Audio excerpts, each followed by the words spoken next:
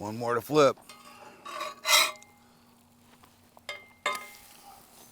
Like that. Good morning, campers. As you know, sometimes I do traditional stuff for breakfast and sometimes I do non-traditional stuff.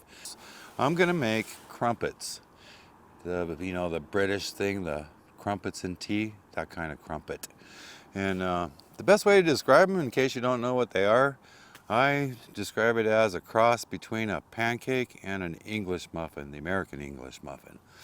They got a lot of air bubbles in them. There's spongy and bread, but it's just not quite as doughy as English muffins. They're great. So to make them, you don't need too much. You need some yeast, sugar, self-rising flour, which is basically flour, baking powder, and salt. And the only other thing you need is some warm water. Okay, so we're going to pour this packet of yeast in there. I'm using some fast-rising instant yeast. To that yeast, we're just going to add a tablespoon of warm water, which I already warmed up here. This water hopefully is still pretty warm. Yeah, it's 99 degrees. Should be just right. And I'm going to put that water with my yeast and let that start getting activated. In the meantime, we got to get 1 cup of self-rising flour. There's 1 cup of self-rising flour. We also need a little sugar, like a ½ teaspoon of sugar.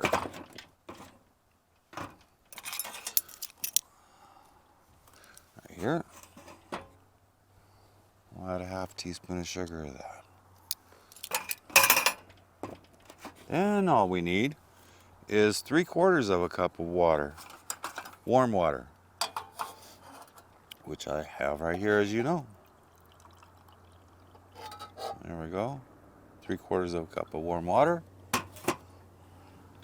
And we're just going to pour that in there.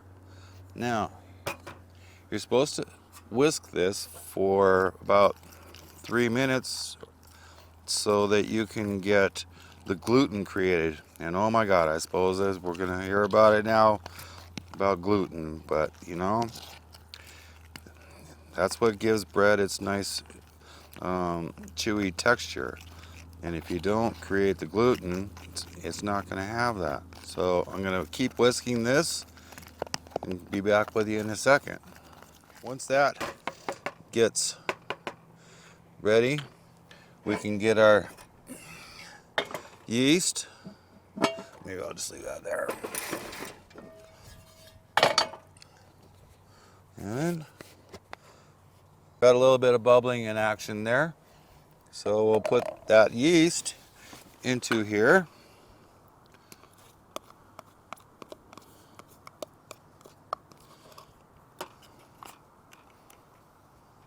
Get that mixed up real good.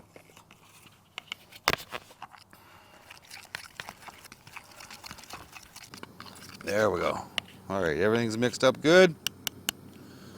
Now we're gonna put this in our little warm place for 15 to 30 minutes. Just like so. The heat's off on the burner, so it'll just, the residual heat will keep this nice and warm. That has to rest for about 15 to 30 minutes. So in the meantime, I think I'll go do some fishing for a little bit, and I'll be right back. Well, no luck fishing, but that's okay because we got a plan for breakfast anyway. It's been about 20 minutes and this dough, or batter I should say, is, oh wow, it's nice and foamy. I don't know if you can see that there. See if we can get that. Anyway, yeah, it's warm too. Cool. So now we're almost there. All we have to do is fry it up. Now you will need egg rings like this. These are probably, oh, they're a good 3-inch egg rings. I'll have links for these in case you're interested. They're really nice. What we're gonna do, I'll move the camera in closer so you can watch. So what we're going to do is start heating up this pan. And we're going to melt some butter in there. This pan you want pretty hot when you first put the batter in, and then when you get ready to flip them over, you start cooling it down. You want the bottom side cooked pretty fast and hard, and the flip side nice and slow and easy, so you can get them cooked all the way through. So I'm going to take a dab of butter and just lightly coat these rings as I put them in there.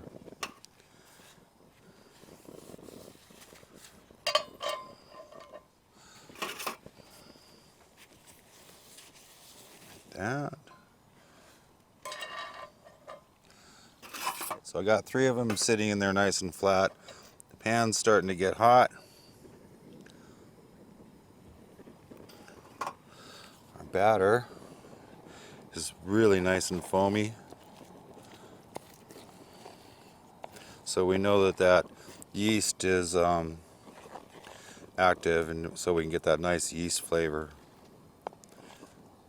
Okay, I can see the butter starting to brown, so it's getting pretty hot. Now we're gonna just pour this batter in these rings. Oh, it's got a little bit of sizzling going. It's good. One in there. Oh, I might have put too much in. It's gonna raise on you a little bit. You don't want to fill them full. About 3/4 or half. But we'll see. It looks like we're doing all right. Hang tight.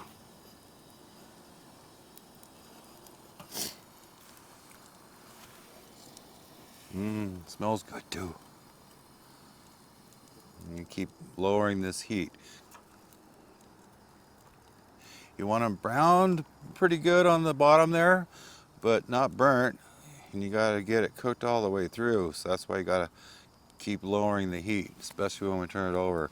And it's got to get done enough to hold its shape, because we're going to pull these rings off and then flip them over. I'm going to leave the heat off because they've bubbled up real well. I'm going to see if I can lift this up on one of them. Oh, yeah. You want it not to run down on you. I think we're okay. See if we can get the rest of these rings off. Yeah. Oop, had too much in that one. See if it went over. Let's see if it holds its shape. Come on. There we go. We're almost there. We're going to flip them over. I'm going to turn this heat off, because this cast iron is going to hold it real good. We want to cook this other side slow. One more to flip. Like that. See how it's nice and golden brown? Looks a lot like an English muffin.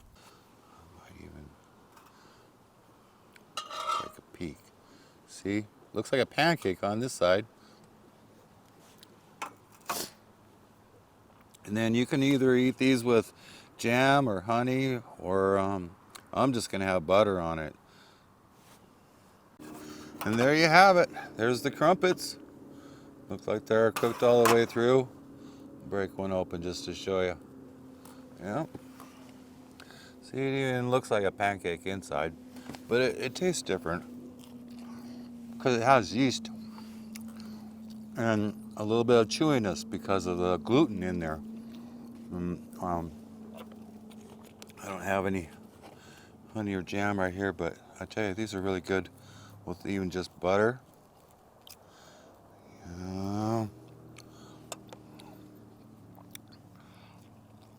Of course, I'm not going to have tea and crumpets. I'm going to have coffee and crumpets.